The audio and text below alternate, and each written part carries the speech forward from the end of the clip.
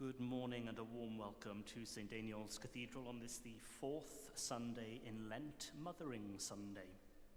A very happy Mothering Sunday to you all. Please take a notice sheet home with you, and on the notice sheet you'll find some details of our Holy Week services, which are fast approaching. And of course, please also note in the notices our next Lenten address at Evensong on Thursday will be given by the Reverend Canon Francis Doyle, and Francis is an ecumenical guest, so he is the chair of the St. Winifred's Well Association, so the Roman Catholic Shrine of St. Winifred's Well in Holywell, and he will be joining us on Thursday this week at 5:30 during Evensong. Also, Bichedd is now available at the back of the cathedral, our cathedral magazine, so please do take your copy home with you, and perhaps even take a copy home for a friend or a neighbour too, so that they know what's going on in the cathedral, and particularly over Easter. We're very grateful to Christiaden for producing Bichedd and all who have assisted him on the editorial team. Sadly, Chris is needing to step back from the production of Bichedd, and so we express our gratitude to him for overseeing the release of several issues and the many hours of time that he has volunteered to generate content and edit each magazine. He's just walking through the door now, so I'll say, Chris, a huge thank you to you from the cathedral community.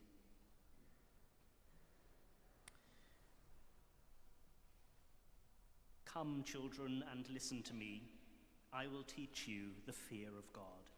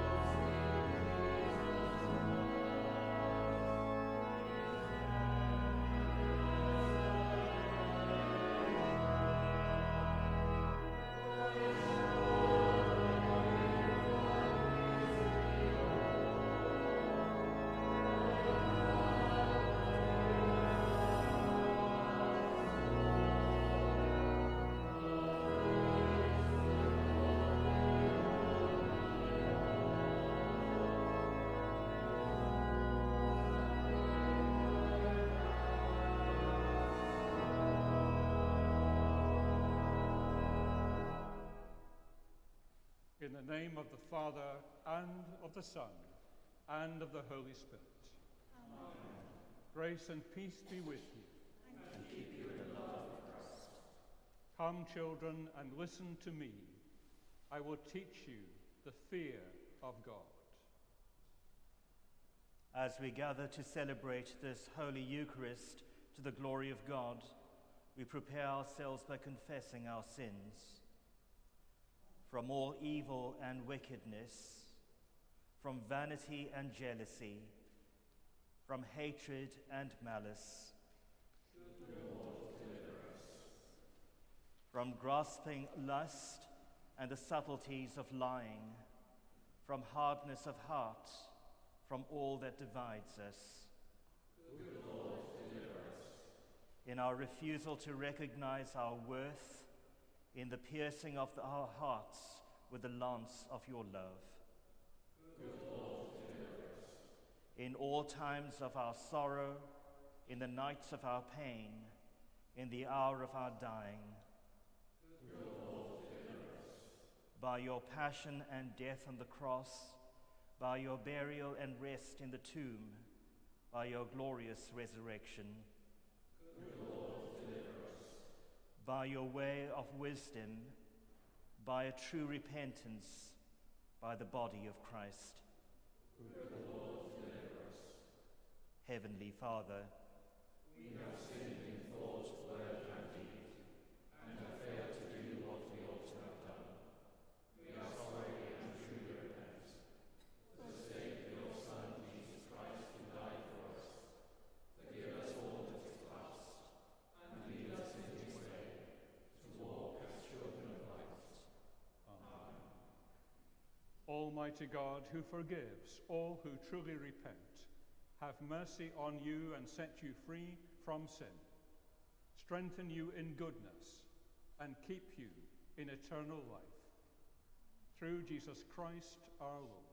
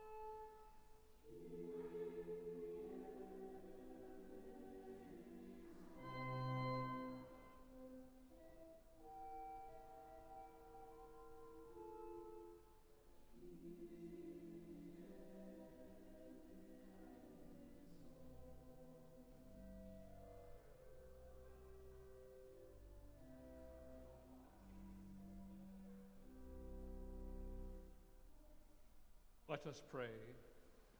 God of compassion, whose Son, Jesus Christ, the child of Mary, shared the life of a home in Nazareth, and on the cross drew the whole human family to himself. Strengthen us in our daily living, that in joy and in sorrow we may know the power of your presence to bind together and to heal. Through Jesus Christ our Lord, who is alive and reigns with you in the unity of the Holy Spirit, one God, now and forever. Amen.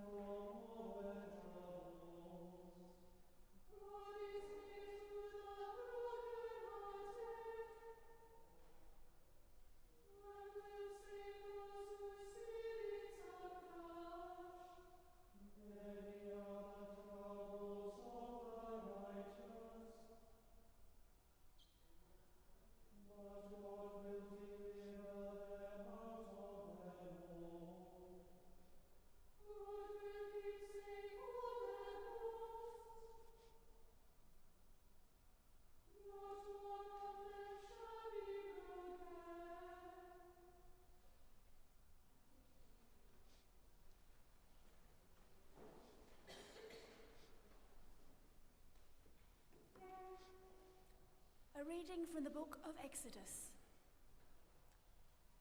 In those days, a man from the house of Levi went and married a Levite woman. The woman conceived and bore a son, and when she saw that he was a fine baby, she hid him for 3 months. When she could hide him no longer, she got a papyrus basket for him and plastered it with bitumen and pitch. She put the child in it and placed it among the reeds on the bank of the river. His sister stood at a distance to see what would happen to him. The daughter of Pharaoh came down to bathe at the river, while her attendants walked beside the river. She saw the basket among the reeds and sent her maid to bring it. When she opened it, she saw the child. He was crying, and she took pity on him. "This must be one of the Hebrews' children," she said. Then his sister said to Pharaoh's daughter, "Shall I go and get a nurse from the Hebrew women to nurse the child for you?" Pharaoh's daughter said to her, "Yes." So the girl went and called the child's mother. Pharaoh's daughter said to her, "Take this child and nurse it for me, and I will give you your wages." So the woman took the child and nursed it. When the child grew up, she brought him to Pharaoh's daughter, and she took him as her son. She named him Moses, because, she said, "I drew him out of the water." Hear the word of life to the world. Thanks be to God.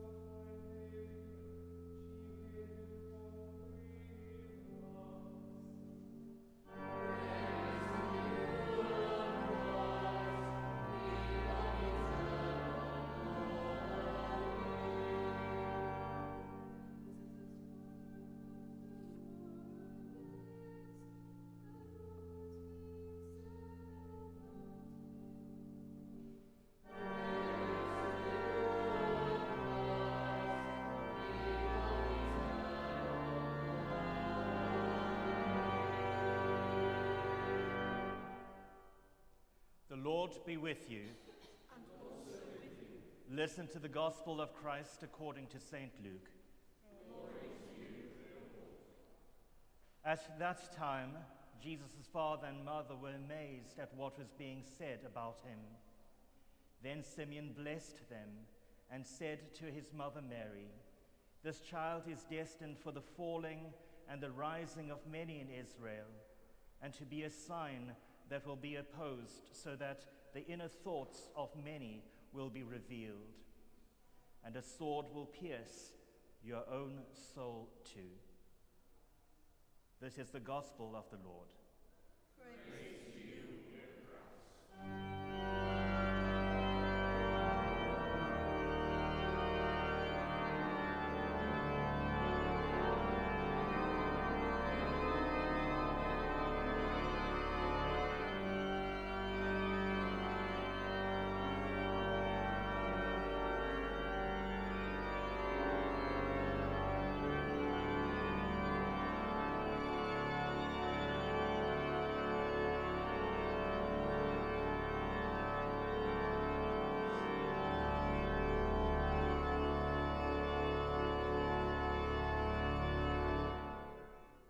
May I speak to you in the name of God, Father, Son, and Holy Spirit.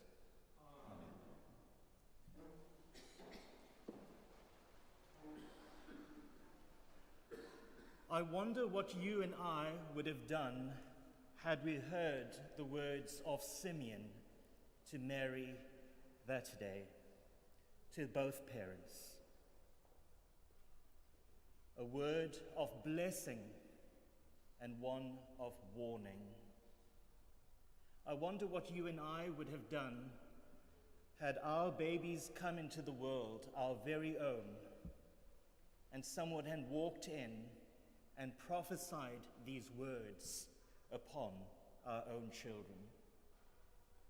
What would you and I have thought? What would you and I have done? It's also mysterious because it was an unfolding story. Jesus' story was an unfolding one since he was born.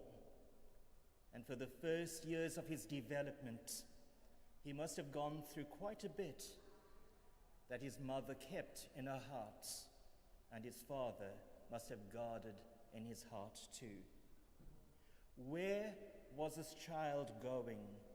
How will a sword pierce his heart? How will he reveal the minds of so many people?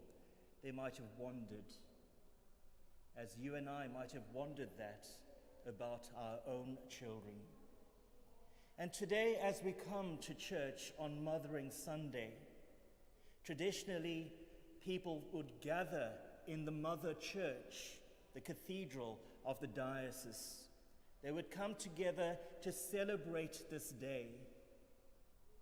As you arrive, you hear the words again, and you think about your own children and their development over the years. As I reflect on my own life and wonder about what my parents might have heard when I was born, I think that I know the answer to that question, because in many ways my parents were told many things about my development as people observed my development over the years. Where would Neville land up? They didn't quite know. I didn't know that I would land up in Wales. I had no idea that I would be here today, standing in this pulpit in front of you. Had you told me that 3 years ago, I would never have known that. But God works in such mysterious and in such powerful ways. And God comes to us in the different seasons of our life and greets us, meets us where we're at. Give our parents the strength that they need to let go of us into the world, to set us on our course. And how did you feel when your own children were set on their course, when they left home? What were your thoughts at that time? You might have prayed fervent prayers for guidance. You might have prayed for their protection. You might have prayed so many prayers for their well-being. And I think that was what was going on in Mary and Joseph's life too. They were praying fervently for this, their son, fully human, fully divine. These words might have washed over them initially, where they felt confused about the words that they had heard. But as his life unfolded, they began to see the mystery of his life unfold, and how they might have felt when he was getting older and getting into trouble. I wonder what they might have felt like at that time. How did Mary want to shield him from suffering? She must have wanted to shield him. Joseph must have wanted to shield him. But there was this inner process taking place. The Holy Spirit was upon him, and he had to fulfill his life's mission. And they had no control over that. Nobody has any control over that but God. You know what your life's purpose is. I know what my life's purpose is. But that purpose was formed over the years through the presence, the indwelling presence of God in my life, and the indwelling presence of God in your own lives, and in the lives of your children and grandchildren and great-grandchildren and the community as a whole. God blesses us in different ways. And while some of us might wonder, and some of us might feel like our children are being veered off in the wrong direction, we need to hold in tension the story of the prodigal son. And that story is a summation of the entire gospel message. I feel that for me is the most precious parable because of its complexity, its beauty, in telling us that God is there. God's arms are always wide open to receive us, no matter how far we've gone in life. God's hand is always upon us and always waiting to receive us. Today, I reflect too on the painting that Rembrandt did of the prodigal son. I think about that wonderful painting. If you're not familiar with the painting, go and have a look at an image of it in a book today or on the internet, perhaps, and zero in on the hands of the Father. One hand is masculine and the other hand is feminine. That is how Rembrandt depicted God in that wonderful scene of where he receives back his lost son. A son who he gave such wide berth to discover himself. And have our parents too not given us that wide berth, trusting implicitly in our Lord, trusting that God will always keep our loved ones within his arms of love. And today God comes to us to remind us that he is both Father and Mother, that God holds us together in all our diversity. God includes everyone in his household of unconditional love. So today, as we celebrate this joyful day, may God come to each one of us, whether we are biological parents or not. We come through baptism as one family to connect with one another as the family and the people of God. May God bless each one of us mightily this day and always. In the name of the Father, and of the Son, and of the Holy Spirit. Amen.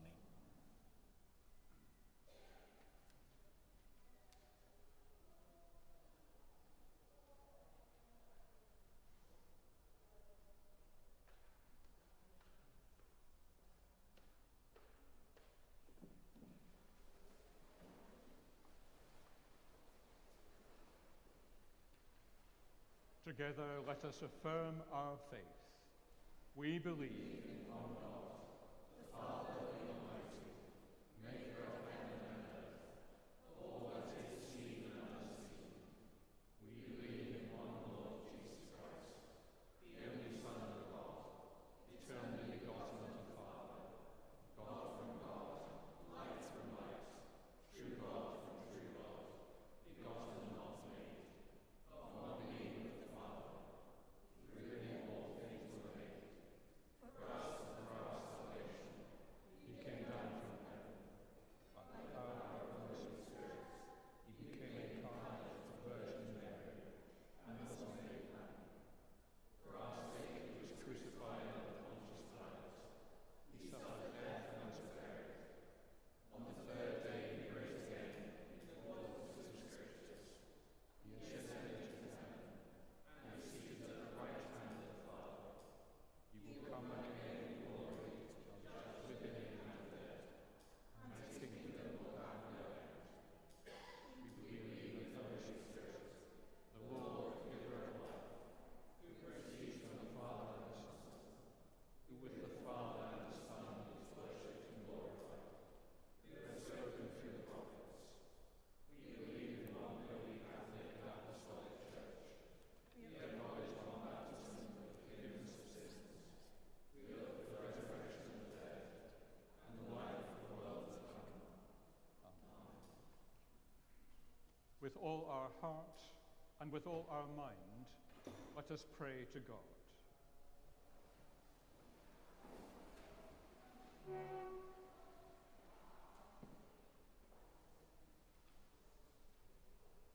In a moment of stillness, let us bring our burdens before you, Lord, as we ask for your mercy and healing.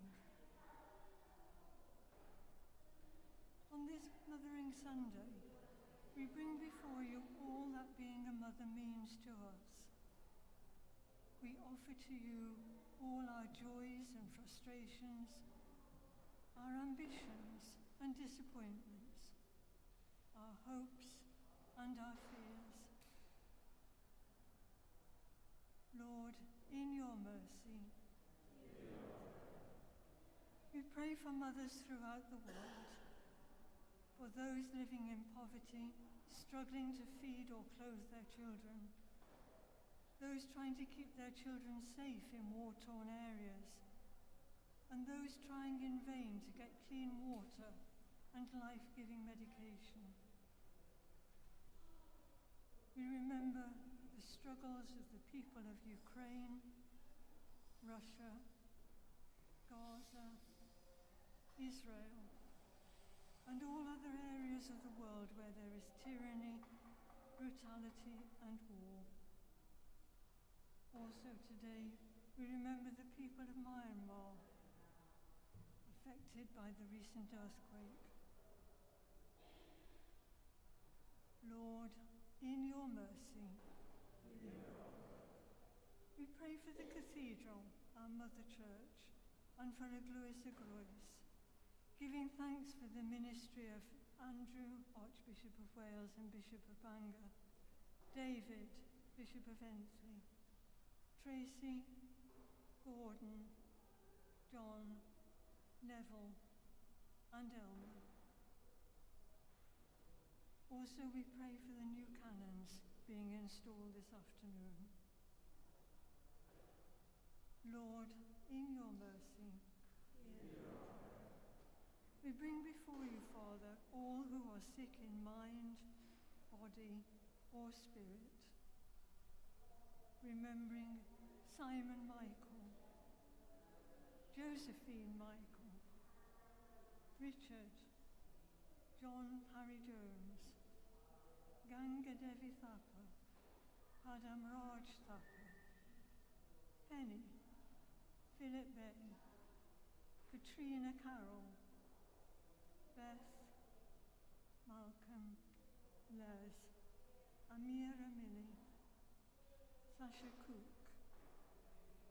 Davinda, John Watkin Jones, Nick Thomas, Cynthia Saunders Davis, Ruth Owen, and Francis Morton. Bring to them the comfort of your eternal presence and send your healing power to ease their anxiety and relieve their suffering. Lord, in your mercy, we hold before you, Lord, those who have died recently in your faith and fear. May they, by your grace, enter the presence where there is neither pain nor tears. We ask you, Lord, to receive the souls of Maya Howell, Dorothy Dickey,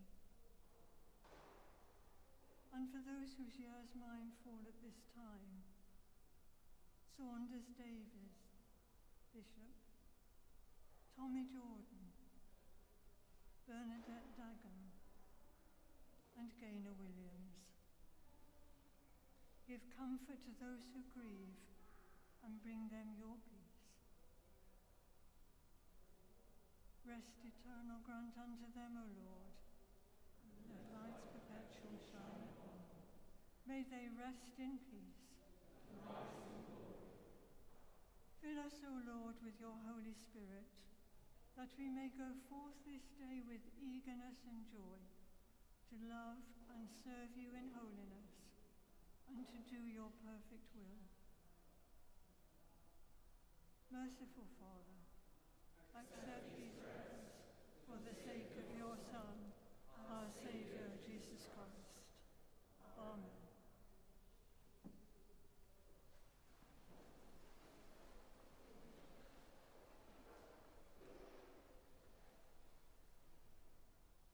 Jesus says, "Peace I leave with you, my peace I give to you. Do not let your hearts be troubled, neither let them be afraid." The peace of the Lord be with you always. And also with you. We share a sign of peace.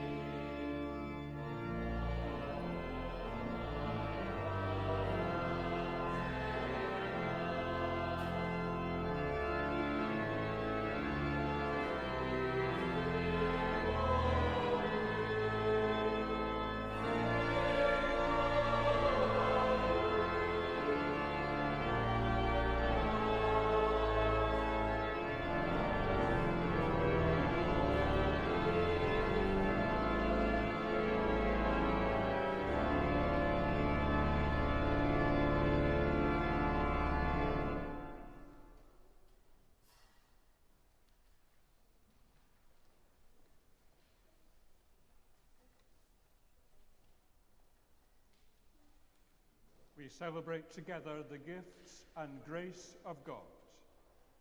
We take this bread, we take this wine, to follow Christ's example and obey his command. The Lord be with you. And also with you. Lift up your hearts. We lift them to the Lord. Let us give thanks to the Lord our God. It is right to give our thanks and praise. It is indeed right. It is our duty and our joy, at all times and in all places, to give you thanks, Holy Father, all-powerful and ever-living God, through Jesus Christ our Lord, who was tempted in every way and yet did not sin. By his grace, we are able to triumph over every evil and to live no longer for ourselves alone, but for him who died for us and rose again. And so, with the hosts of angels and all the company of heaven, we proclaim the glory of your name and join in their unending hymn of praise.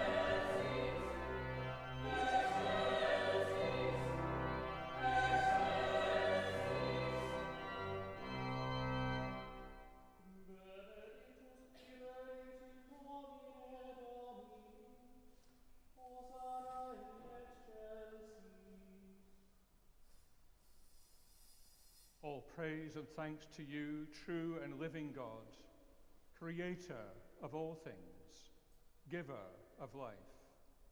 You formed us in your own image, but we have marred that image and fall short of your glory.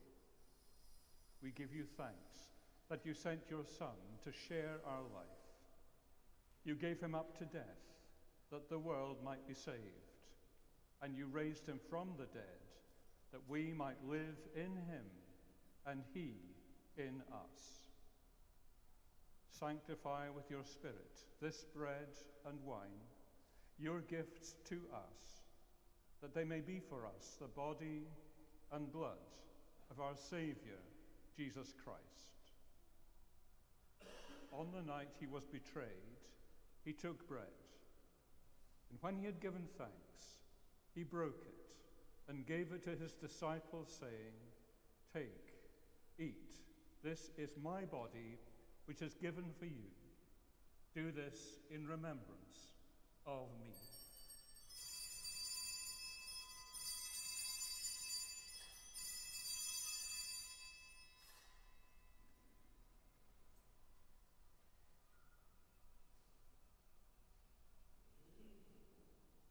In the same way, after supper, he took the cup.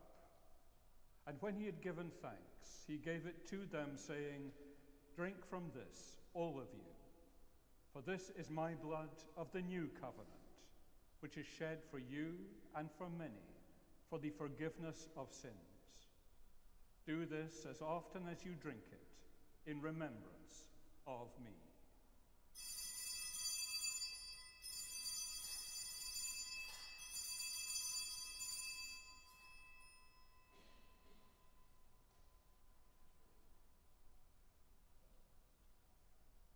Let us proclaim the mystery of faith.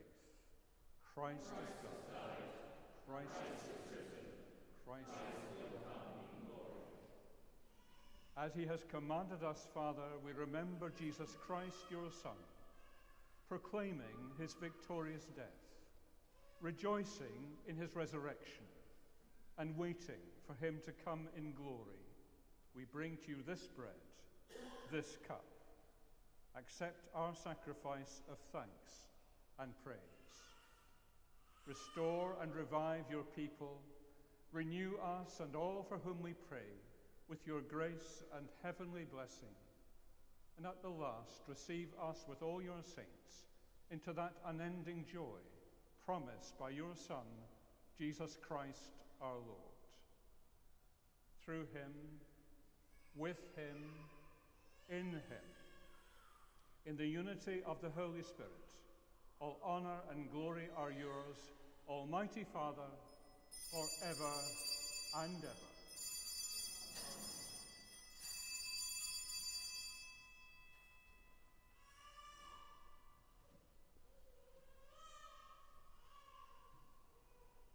As our Saviour taught us, we boldly pray, Our Father, who art in heaven, hallowed be thy name. Thy kingdom come, thy will be done, on earth as it is in heaven. Give us this day our daily bread, and forgive us our trespasses, as we forgive those who trespass against us. And lead us not into temptation, but deliver us from evil. For thine is the kingdom, the power, and the glory, forever and ever. Amen. We break this bread to share in the body of Christ. Though We are many, we are one body, for we all share in one bread.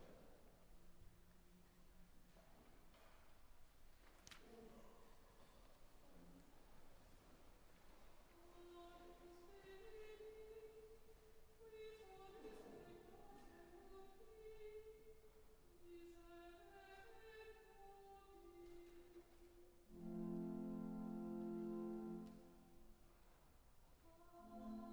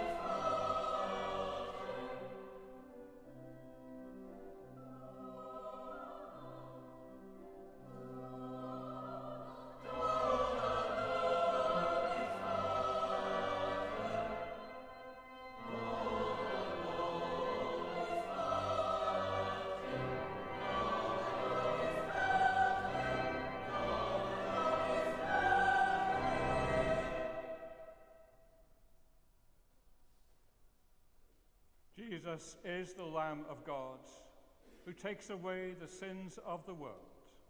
Happy are those who are called to his supper.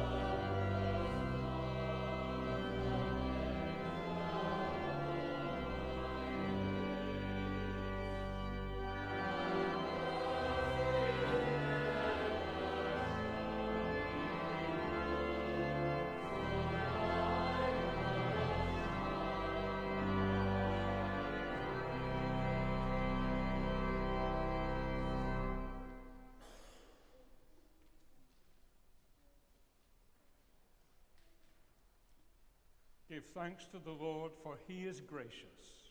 His love is everlasting. We beseech you, Almighty God, look upon the heartfelt desires of your humble servants, and stretch forth the right hand of your majesty to be our defense against all our enemies. Through Jesus Christ our Lord. Amen.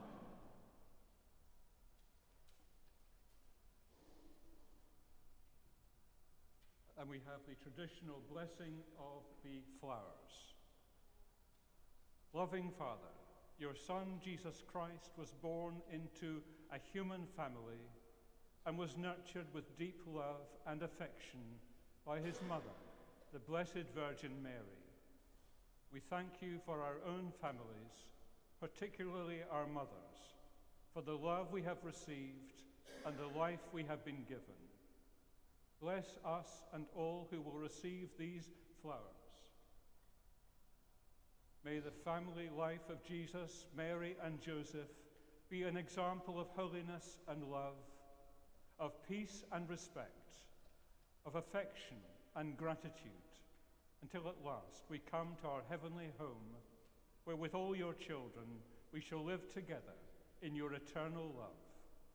We ask this through Jesus Christ our Lord. Amen.